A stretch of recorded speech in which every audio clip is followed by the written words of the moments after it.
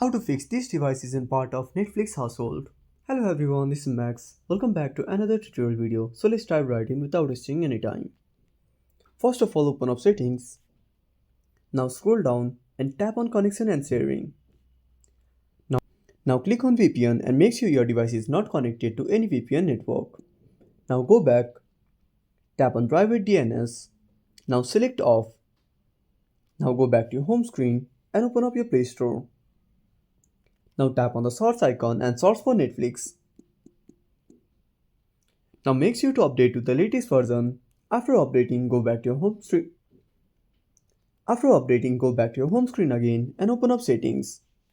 Now scroll down, click on apps, tap on app management. Again scroll down until you see Netflix. Now tap on it, click on force stop. Now go to storage usage and tap on clear cache. If nothing fixes issue, go back to Play Store and tap on uninstall.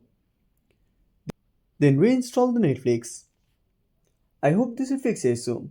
So that's it. Thanks for watching and make sure to subscribe our channel and hit the bell icon. See you in the next video.